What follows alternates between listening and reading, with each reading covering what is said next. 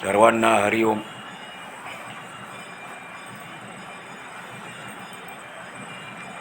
आपला जीवन सन्मार्गाला लागावं, सर्वांचा उद्धार व्हावा,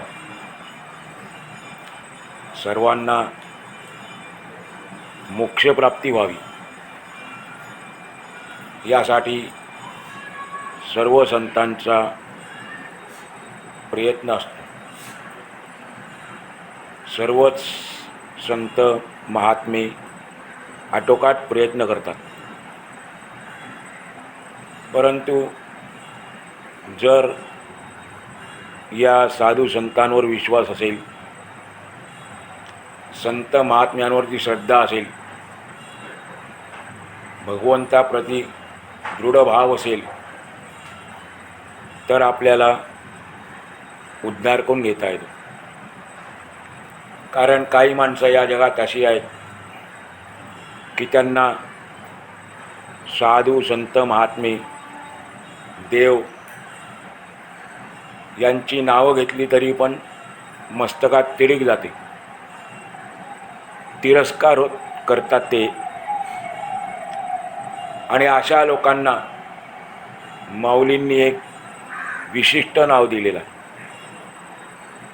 त्यांना अभक्त म्हटले होते. आणि अभक्ताची किती पतित अवस्था होते,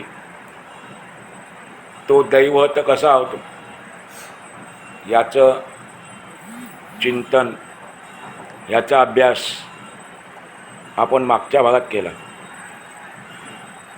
अभक्त न होता आपण भगवंताचं भक्त व्हावं, चुकीच्या मार्गाला जाऊन आपली अधोगती करू नये, याच्याकरता संतांची संगतीच महत्त्वाची आहे. साधूंच्या संगतीतच आपल्याला भगवंत खऱ्या अर्थाने कळतो. आणि ही गोष्ट माऊली आपल्याला हरिपाठाच्या आजच्या 8व्या अभंगातून सांगत आहेत. आज आपण हरिपाठाच्या 8व्या अभंगाच्या अभ्यासाला सुरुवात करतो. संतांचे संगती मनोमार्ग गती, संतांचे संगती मनोमार्ग गती, आकळावा श्रीपती येणे पंथे, आकळावा श्रीपती येणे पंथे, रामकृष्ण वाचा भाव हा जीवाचा, रामकृष्ण वाचा भाव हा जीवाचा, आत्मा जो शिवाचा राम जप, आत्मा जो शिवाचा राम जप, एक तत्व नाम साधिती साधन, एक तत्व नाम साधिती साधन, द्वैताचे बंधन न बाधिजे, द्वैताचे बंधन न बाधिजे, नामामृत गोडी वैष्णवाला धली, नामामृत गोडी वैष्णवाला धली, योगिया साधली जीवन कळा, योगिया साधली जीवन कळा, सत्वर उच्चार प्रल्हादी बिंबला, सत्वर उच्चार प्रल्हादी बिंबला, उद्धवाला धला कृष्ण दाता, उद्धवाला धला कृष्ण दाता, ज्ञानदेव म्हणे नाम हे सुलभ, ज्ञानदेव म्हणे नाम हे सुलभ,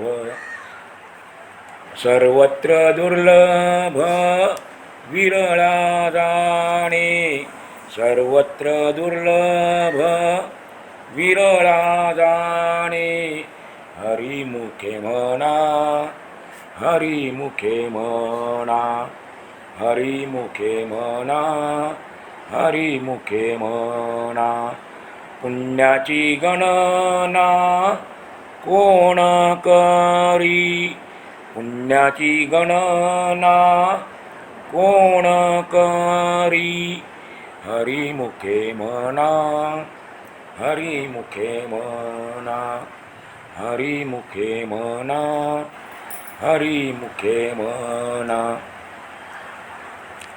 संपूर्ण हरिपाठाच्या 27 अभंगामध्ये हा 8वा अभंग आणि 27वा अभंग हे 2 अभंग 6 चरणांचे आले. 8वा अभंग आणि 27वा अभंग हे 6 चरणाचे अभंग आहेत आणि बाकी सर्व जे आहेत ते 4 चरणाचे अभंग आहेत. यामध्ये देखील आपल्याला काही शब्द कठीण वाटत असेल तर आपण त्याचे अर्थ बघूया. मनोमार्गगती याचा अर्थ आहे मनाच्या मार्गाची गती, मनाच्या मार्गाची गती किंवा मन जिकडे नेईल तिकडे जाणारे, मन जिकडे नेईल तिकडे जाणारे.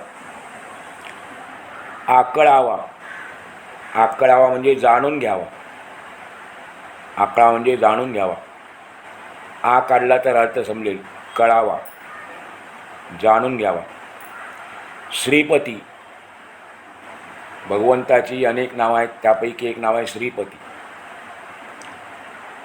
भाव, भाव शब्दाचा अर्थ आहे स्वभाव. भाव शब्दाचा एक अर्थ आपण पाहिला मागच्या अभंगामध्ये, प्रेम. भावविण भक्ती, त्यामध्ये त्याचा अर्थ होता प्रेम. इथे त्याचा अर्थ आहे स्वभाव. शिवाचा म्हणजे भगवान शंकराचा. शिव शब्दाचे नाणे अर्थ आहेत, इथे त्याचा अर्थ आहे भगवान शंकर. म्हणून शिवाचा म्हणजे भगवान शंकराचा. द्वैत म्हणजे भेद, द्वैतचा अर्थ आहे भेद.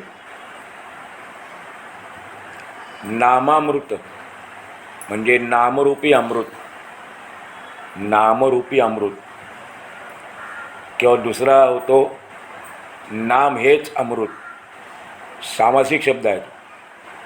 नामरूपी अमृत म्हणजे तो रूपक अलंकार झाला आणि नाम हेच अमृत म्हणजे कर्मधारय समास झाला. दोन्ही अर्थ चालतात. लाधली म्हणजे प्राप्त झाली, लाधली म्हणजे प्राप्त झाली. जीवनकळा, योगिया साधली जीवनकळा. जे अष्टांग योगी आहेत त्यांना योग साधना केल्यानंतर 17वी कळा जी साधते म्हणजे प्राप्त होते तिला म्हणतात जीवनकळा. अष्टांग योगानंतर जी प्राप्त होणारी कळा आहे 17वी कळा, त्याचं नाव आहे जीवनकळा. सत्वर म्हणजे ताबडतोब, सोपा शब्द आहे. बिंबला म्हणजे अंतःकरणात ठसला, अंतःकरणात ठसला. सुलभ आणि दुर्लभ असे 2 शब्द पुढच्या चरणात आलेले आहेत. त्याचा अर्थ पण आपल्या व्यवहारामध्ये काही कठीण नाही. सुलभ म्हणजे सोपा आणि दुर्लभ म्हणजे कठीण असा त्याचा अर्थ आहे, शब्दशः अर्थ. पण थोडा आपण विचार केला संस्कृत शब्दाने काय अर्थ तयार होतो, तर सुलभचा अर्थ आहे सुखेन लभ्यते इति, सुखेन लभ्यते इति. म्हणजे जे कष्ट न करता सुखासुखी प्राप्त होते त्याला म्हणतात सुलभ. आणि त्याच्या विरुद्ध दुर्लभ दुःखेन लभ्यते इति. जे प्राप्त करण्याआधी दुःख सहन करावे लागते म्हणून त्याला दुर्लभ म्हणतात. असा त्याला थोडा आणखी बारकाईने आपण पाहिला तर अर्थ आहे. जी गोष्ट सुखाकी प्राप्त होते कष्ट न करता त्याला म्हणतात सुलभ, आणि जे प्राप्त करण्याआधी आपल्याला दुःख सहन करावे लागते त्याला दुर्लभ म्हणतात. आणि एक शब्द आहे त्या चरणामध्ये, विरळा. विरळा म्हणजे एखादाच. पहिल्या चरणात माऊली सांगते, आपल्या मनाच्या मार्गाची गती संतांच्या संगतीकडे वळवावी. आपल्या मनाला मन जिथे नेईल तिकडे जाऊ देऊ नये, आणि संतांच्या संगतीच्या मार्गानेच लक्ष्मीपती श्रीहरीला जाणून घ्यावे. 11वा आपण अर्थ पाहिला, जाणून घ्यावे. दुसऱ्या चरणात माऊली सांगते, जो रामनामाचा जप भगवान शंकराला आपल्या आत्म्या एवढा प्रिय आहे. जो रामनामाचा जप भगवान शंकराला आपल्या आत्म्या एवढा प्रिय आहे, त्या नामाचा जप हा जीवाचा स्वभावच बनला पाहिजे. रामनामाचा जप जीवाचा स्वभाव बनला पाहिजे. तिसऱ्या चरणात माऊली सांगते, भगवंताच्या प्राप्तीचे साधन म्हणून सर्व तत्वामध्ये श्रेष्ठ असलेल्या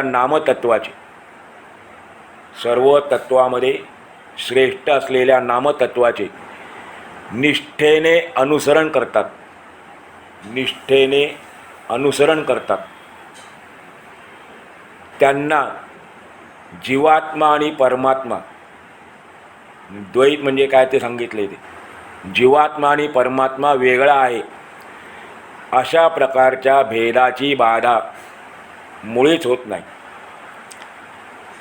सर्व तत्वामध्ये श्रेष्ठ असलेल्या नामतत्वाचे जे निष्ठेने अनुसरण करतात त्यांना जीवात्मा आणि परमात्मा वेगळा आहे अशा प्रकारच्या भेदाची बाधा मुळीच होत नाही. चौथ्या चरणात माऊली सांगते, वैष्णवांना नामरूपी अमृताची जी गोडी लागली, जी आवड निर्माण झाली, ती योग्यांना भजनानेच प्राप्त झाली. म्हणजे भजनामध्ये जो आनंद आहे, भजनामध्ये जो गोडी आहे, ती योग्यांना योग साधनेने प्राप्त झाली. पाचव्या चरणात माऊली आपल्याला दृष्टांत देतात, 2 उदाहरणं देतात. देवर्षी नारदांनी प्रल्हादाला भगवंताच्या नामाचा उपदेश केल्याबरोबर ताबडतोब तो त्याच्या अंतःकरणात जाऊन ठसला, म्हणजेच बिंबला, आणि त्याला भगवंताच्या दर्शनाचा आनंद प्राप्त झाला. त्याचप्रमाणे नामस्मरणानेच उद्धवाला भगवान श्रीकृष्णासारखा ज्ञान देणारा दाता श्रीगुरू मिळाला. भगवंताचे 2 लाडके भक्त अर्जुन आणि उद्धवाचं या ठिकाणी सांगितलेलं आहे. नामस्मरण केल्यानेच उद्धवाला भगवान श्रीकृष्णासारखा ज्ञान देणारा दाता श्रीगुरू प्राप्त झाला. शेवटच्या चरणात माऊली सांगते, असे नामस्मरण हेच आत्मानंद प्राप्तीचे म्हणजेच भगवंत प्राप्तीचे सर्वात सोपे साधन असूनही त्याचा उच्चार करणारे, त्याचा जप करणारे सगळीकडे दुर्लभ आहे. साधन सोपं आहे, सुलभ आहे, पण त्याचा जप करणारे, त्याचा उच्चार करणारे, त्याचं अनुसरण करणारे सगळीकडे दुर्लभ आहे. कारण नामस्मरणाचे महत्त्व एखादाच कोणी जाणतो. नामस्मरणाचे महत्त्व एखादाच कोणी जाणतो, असा आपल्याला या 8व्या अभंगाच्या शब्दशः अर्थ लक्षात येतो. या अभंगातून माऊलींनी 2 गोष्टींचे महत्त्व सांगितलेले. सत्संगतीपूर्वक नामस्मरणाचे महत्त्व सांगितलेले, महात्म्य वर्णन केलेलं आहे. कारण ईश्वराचे पवित्र नामस्मरण आणि संत सज्जनांची संगती हाच मनुष्य जीवनाचा खरा पाया आहे, खरा आधार आहे. ईश्वराचे पवित्र नामस्मरण आणि संत सज्जनांची संगती हा खरा मनुष्य जीवनाचा आधार आहे. आपल्यातील अनेक जण फक्त मनोमार्गी असतात, म्हणजे मन जिकडे ओढून नेईल तिकडे जाणारे असतात. पण आपण मनाला वाटेल तिकडे जाऊ देऊ नये. खरं पाहिलं तर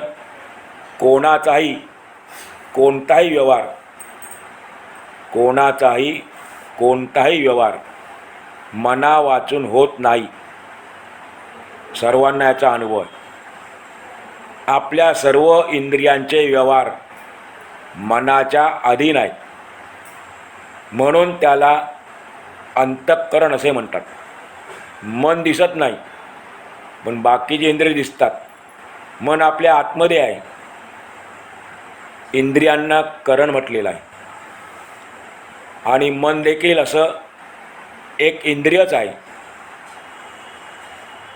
त्यामुळे मनाला नाव दिलेलं आहे अंतःकरण.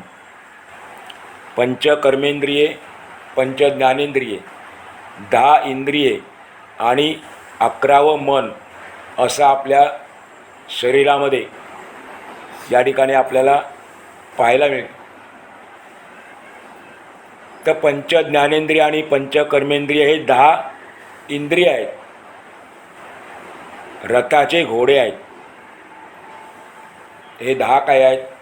हे घोडे आहेत रथाचे. आणि त्या रथाचा मालक कोण आहे? तर त्या रथाचा मालक आहे आपलं मन. म्हणून त्या इंद्रियांना असं म्हटलेलं आहे दशरथ.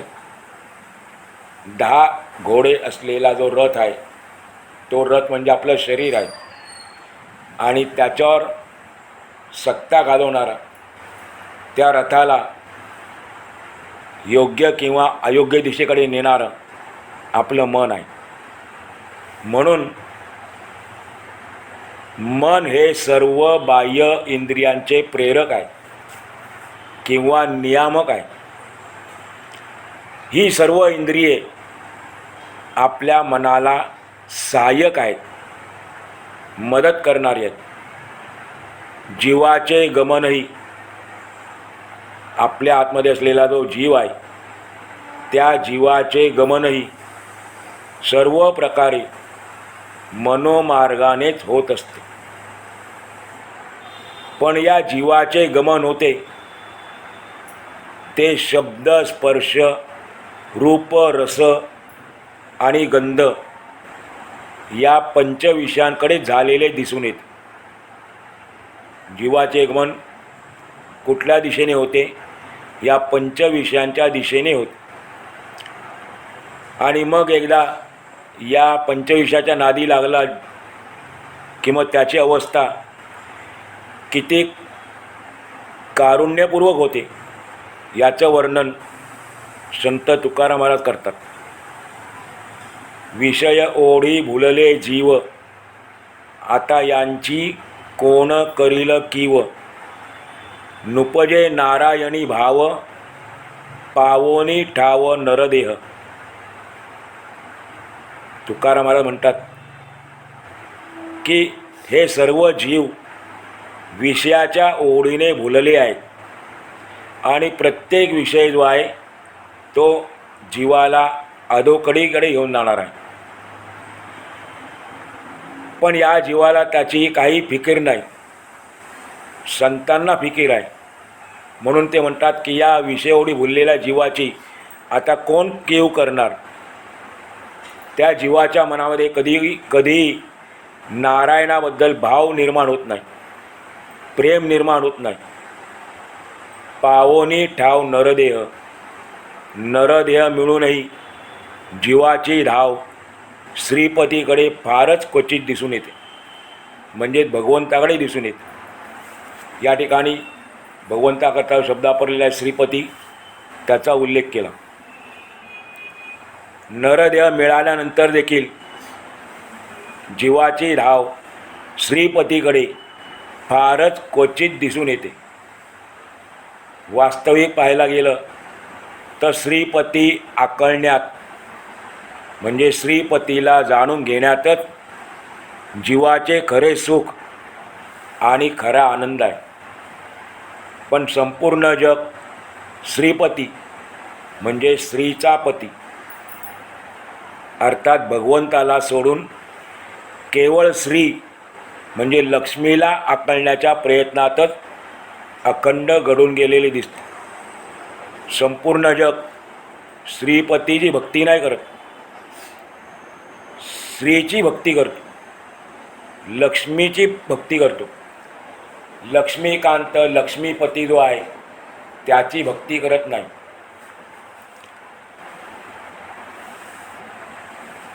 जीवाला थोड्याफार प्रयत्नाने लक्ष्मी आकळण्याच्या प्रयत्नामध्ये ती प्राप्त होते.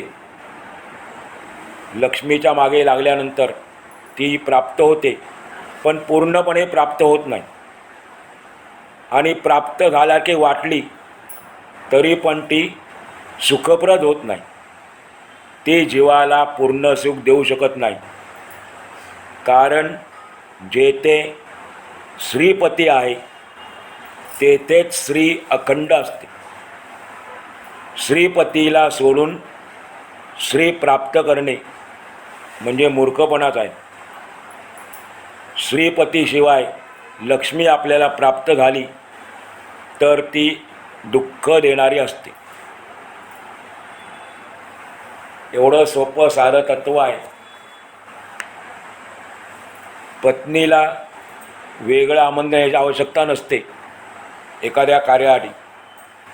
पतीला बोलल्यानंतर ती आपोआप त्याच्या मागे येते. एवढं सोपं हे मर्म आहे. पण आपण लक्ष्मीपूजनच करतो, लक्ष्मीचीच भक्ती करतो, सत्यनारायण पूजा करतो. पण दोन्हीमध्ये भाव कुठं आपला जास्ती असतो प्रत्येकाला माहीत आहे. त्यामुळे श्रीपतीशिवाय लक्ष्मीपतीशिवाय जर आपल्याला प्राप्त झाली तर ती दुःख देणारी असते. वास्तविक पाहता तिला लक्ष्मी म्हणतच नाही. जर भगवंताशिवाय लक्ष्मी आपल्या घरी आली तर तिला अलक्ष्मी म्हणतात. आणि अलक्ष्मी असते ती वाईट मार्गाने आलेली असते. लक्ष्मी सन्मार्गाने आलेली असते, कारण तिच्यासोबत तिचा पती असतो.